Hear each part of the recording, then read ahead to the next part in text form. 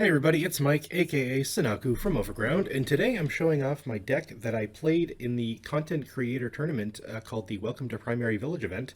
This was an event where a bunch of content creators, I think there's 32 of us, got together, played a bunch of rounds of Swiss until there's one single undefeated player, and the winner got a box of 1.0. Now, I was kind of torn on what I wanted to play going into this event, so I put up a poll, and I said in the poll that whoever voted in the poll, had I won, I would have been giving that box away. Now, unfortunately, I tried my hardest, but I did not place very well.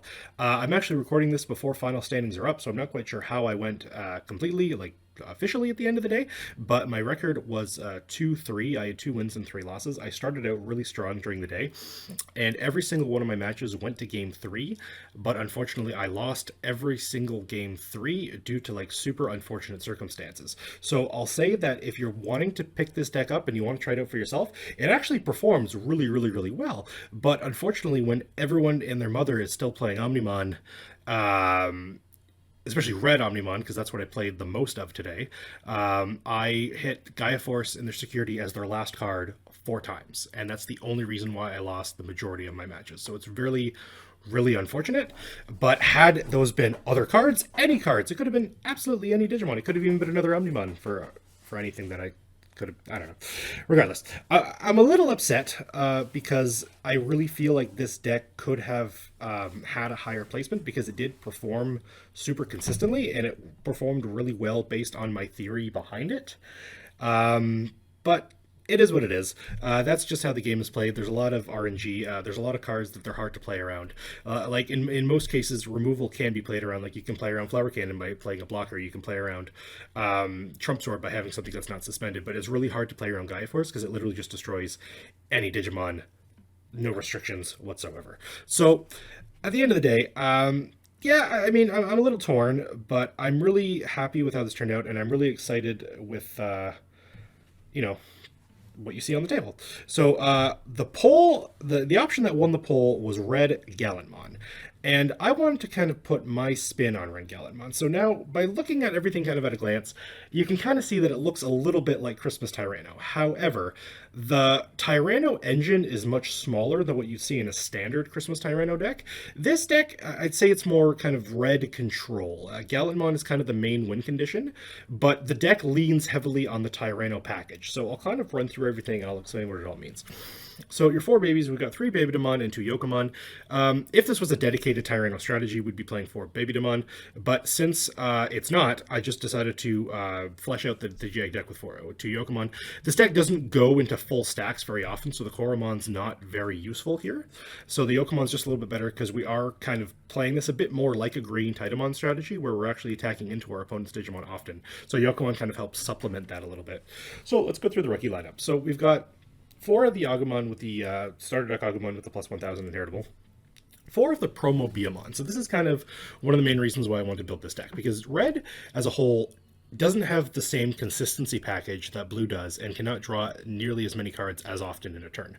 So with the Biomon, this inheritable is that every time you can destroy a Digimon by battle, you get to draw a card. So when you combo that with all of your piercing mechanics across the board, and by the way you're building your stacks to make your Digimon as big and DP power as possible, you're going to be running over a lot of Digimon very successfully, and not only are you going to be able to trigger piercing potentially, but you're also going to be able to draw more cards to get you deeper in your deck, deeper to your win condition, and just keep kind of the cards flowing and keep your engine going.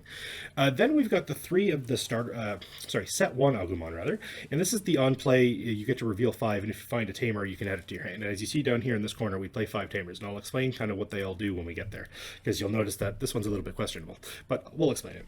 And then to round it off, we've got 2 of the Gallantmon, and the Gallantmon is there just because it has this kind of the same general effect as the Agumon. Sure, your opponent needs to have 5 in trash, but that extra 1000 boost kind of comes in clutch a lot, especially when it comes to running over our opponent's Digimon. So then we're going to go, the big thing you're going to notice here is that I'm not playing any 2-cost rookies. And that's simply because A, I couldn't find the space, but 2, because this deck doesn't really, it's not really concerned with giving your opponent a lot of memory, so you're using those 2-cost rookies to kind of choke out your opponent isn't necessarily something you're trying to do, but instead we do have 2-cost tamers that we can kind of use to choke out our opponent when necessary, when we hit those awkward numbers. And I'll kind of talk more about them when we get to the end of the deck list. So now for the champion lineup, we got 4 of the starter started at Greymon. This is the Security Attack +1 inheritable. You see this in every red deck. Honestly, the champion lineup in general is something you see in pretty much every red deck. We got 4 Dark Tyrannomon. He works for our Tyrannomon engine, and because he's only at 1 cost to evolve naturally, in 6,000, very strong, very powerful. Next, we're only playing 3 Cordramon, and this is because since the way this deck plays, since we're so heavily invested on running over our opponent's stuff, our opponent usually doesn't have anything to attack with that we would need to block in the first place. And because our security is kind of littered with very powerful Digimon and very powerful option cards, sometimes we just want attacks to go through because we want our opponent to trip those cards and kind of us reap the benefits of those rewards. And, you know, ironically, Gaia Force is one of them, so despite my complaints about it, it did put in a lot of work for me as well. And it did a lot of work for me in my security, so I'm a bit of a hypocrite when I complain about it, but that's how the pendulum swings. It could go both ways. The next 2 pair of ultimates are a pair of Garudamon and a pair of Skullgreymon. So as we've briefly alluded to, the main focus of this deck is to get Gallantmon out and kind of finish the game off. And in order for Gallantmon to get as much effectiveness as possible, we want to be able to play as much removal as possible to put cards into our opponent's trash. And we do this through Garudamon and Skullgreymon. So while the Tyrannomon package allows our Tyrannomons to have piercing, having Garudamon in the deck is an extra ultimate that we can go into that has piercing as well, that can also reap the rewards of the DP increasing effects, and is just another attacker that we can use to and you can evolve it over the Greymon as well to get Security Attack +1 when you're doing piercing damage. I felt like the Garudamon was better than the actual jamming Tyrannomon, because the jamming Tyrannomon never reaches enough heights DP-wise to actually run over your opponent's stuff consistently. Sure, it's got jamming, and that's cool, and it'll usually survive every attack into the security, but the way I built this deck is designed primarily to attack over your opponent's Digimon, and that Tyrannomon just didn't quite cut it. So instead, we have the Garudamon, and the Garudamon here is designed to work exclusively with both the Biomon and the Greymon inheritables, so that way we can attack into our opponent's stuff, trigger piercing, get that extra security check on the piercing while also removing a Digimon on the board, and we also get to draw cards. So piercing in general, when you combine all these neat little cool inheritables, gets you so much advantage down the road. Finally, the Skullgreymon. Skullgreymon's just here to clear blockers. Usually your opponent will kind of build up a small stack to get into a blocker, so when you drop Skullgreymon, that's automatically 2 cards that are going into their discard pile. And with Garudamon, depending on the stack that you built, that your opponent had, that you attacked over with Garudamon, that's going to be 2 or 3 cards that's going to the discard pile as well. So every single time that you destroy a Digimon, you're generally taking a couple cards with them from that stack to go to the discard pile, and that's going to make Gallantmon stronger and stronger the longer the game goes on. So now we're going to go to the Mega lineup, and the Mega lineup is just 3 Gallantmon and 2 Volcanictron.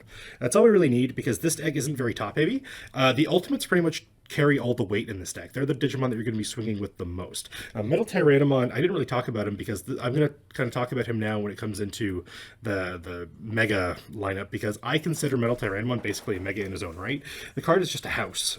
He's 10k natively.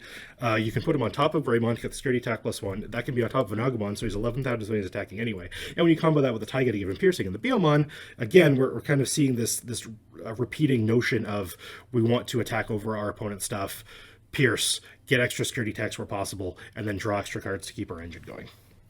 But yeah, this deck doesn't rely on a lot of megas because it's generally controlling kind of the mid-range game with your ultimates. So the megas are here mostly to close games out or to deal with niche situations. So the Gallantmon here, the Gallantmon when digivolving, if you have a right tamer in play, acts as an extra form of removal as well. So Gallantmon himself can put more cards into your opponent's discard pile to potentially reap the benefits of his security burn effect down the road as well. So yeah, he destroys something with 6,000 or less DP. That's really good. Almost every blocker in the game is 6,000, as we discussed, so that kind of goes hand in hand with the Skullgreymon. You know, like Dark Tyrannomon 6,000. Most of the one-cost evolutions for every color is 6,000. You know, Vegemon, what else am I thinking of here? Gorillamon, etc., etc. And Volcanictron is mostly to deal with like when your opponents go wide, but it's also a cool thing to evolve on top of your ultimates, especially when it comes to Garudamon, for example. Because if you can build your stack for like Agumon, Greymon, Garudamon, Volcanictron, you have a 11k body with security attack +2, and if your opponent decides to block, you get to draw a card. Now, while that doesn't seem very powerful, the ability to just keep cycling through your deck if your opponent decides to stop a big attack is really strong, because it lets you get one card closer to the end of your combo. It lets you get another rookie if you're out of rookies. It lets you get another level that you might be missing to keep your combo going. So I feel like that's a very powerful effect. And also, when it comes to Rookie Rush and stuff like that, Volcanitron puts in a lot of work. Volcanitron is also really good in the mirror match because, as you can see, this Greymon is 4,000. So sometimes when your opponent's just waiting to build up an ultimate that's sitting on this Greymon, you can actually drop the Volcanitron and just get rid of it. And because the inheritable of Security Attack +1 is so strong, killing it as it's a champion is actually a really cool play. Next, the two next cards in the deck are Omnimon. Honestly, I kind of wish I didn't play Omnimon at all. He barely pulled his weight. I was thinking that because I played such a small number of Megas, I should play the Omnimon just as a backup, especially if I had the opportunity to hard drop a Volcanitron and follow up with an Omnimon. And Gallantmon was good because if I could play Gallantmon be put in a situation where my turn's not over, because Gallantmon does cost 4 and it can cause for kind of awkward turn sequences. I could burn my opponent's security and then put an Omnimon on top of him, because since he's only 11,000, depending on what my opponent has, they could potentially build up a stack that could, run him over. So I kind of wish that this was a 4th Terra Force and a 4th Flower Cannon, and the irony is that I took one of each out to include the Omnimon. So yeah, because this deck was so focused heavily on the level 5s and not the level 6s, Omnimon, I feel, didn't necessarily have a place here. If I was playing like stuff like Phoenixmons and Groundramons to turbo my memory into it, I feel it would probably be more beneficial. But in this circumstance, if you want to play a more budget-friendly version, I would say probably take the Omnimons out completely and go from there. So the next options we just alluded to: 3 Terra Force, Gaia Force, 3 Flower Cannon. Pretty self-explanatory. Flower Cannon is one of the most powerful options in the game. You get to just tap an opponent's Digimon and get to run it over, so when you combo that with all of your piercing effects, that's very neat. Flower Cannon also has a very good security effect, where if it flips near security, every single one of your opponent's Digimon without blocker gets suspended. Now this is really cool because you can line up your piercers, and then if your opponent tries to do a game shot or just swing at your security, they end up tapping their entire field, and that's just prime food for all of your piercers to just kind of go in and eat up all of their Digimon. So finally we're going to get to the Tamer lineup, and it's a little bit strange. So we're playing 2 Taiga. Again, this is just kind of part of the Tyrannomon engine, so we can kind of turbo cards out a little bit more. Every card in this deck is a little bit more expensive than I care to like, so we need to use as much available resources to us to kind of mitigate those costs. And that's why we're playing Taiga and Matt. Well, Taiga we're playing because, we're playing Tyrannomons anyway, and we want access to Flower Cannon if we draw it.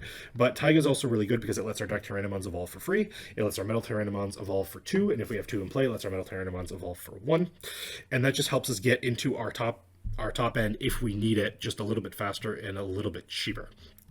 So yeah, Taiga. Taiga gives all the Tyrannomons piercing, so that means we have 1, 2, 3, 4, 5, 6, 7, 8, 9, 10 piercers in the deck by default, which is very strong. The next 2 Tamers are the 1 set 1 tie and the 1 starter deck tie. And this is here for 2 reasons. We need a red Tamer in play to trigger a Gallantmon effect, which doesn't come up very often, but if we can stick one of these 2 in play, it's really good. The starter deck tie is really strong because it just gives a blanket 1,000 to everything on the board. So remember how I said you're leaning on the Gilmon and the Agumon as your main rookie of choice to kind of level up into? Well, now you combo that with a tie. Every single Digimon that you have now at the top end of your stack is an extra 2,000. And then if you combo that with something like Babydamon or Yokomon as well, you're hitting heights of, 13,000, maybe even 15,000, which is really strong because that can go toe-to-toe with an Omnimon, and it also could get over the majority of the highest vanilla megas in the game right now. And then the set 1 tie is just there to help us from getting choked, and it combos well with the mat, which we're going to talk to you a little bit more. If we can build up a full stack, and again, like I said, wishful thinking, if we can go the whole route into the top of the Volcanitron with the security attack +2, the tie will actually give it security attack +3, and that can just help us close games out a little bit faster if we decide to take that route. But that static effect on the tie rarely comes up. You're mostly just using this to make sure that your opponent can't keep choking you at 1, because the way Taiga and all the cost effects work, being at 3 is kind of a cool sweet spot, because you're generally going to be evolving into 2, and then you can evolve into this one for 2, put your opponent at 1, because you have Taiga in play. Or you can go evolve for 1, and then you can reduce this to evolve for 2, and then that puts you to 0, and you still get an extra play for the turn. So the 3 memory is actually kind of a cool sweet spot in this deck. And finally, the last Tamer we're playing is the starter deck Mat. And this Mat is that if your opponent has a Digimon with no source, gain 1 memory. Now, I was back and forth on whether or not wanted this Mat to be Kari. And the reason we play this Mat is that, again, as I discussed in previous Omnimon videos, where I was, talking about the Weregarurumon and the Zudomons, there's a lot of times in the game where your opponent just hard plays a Digimon just because they have to, and that's just circumstance.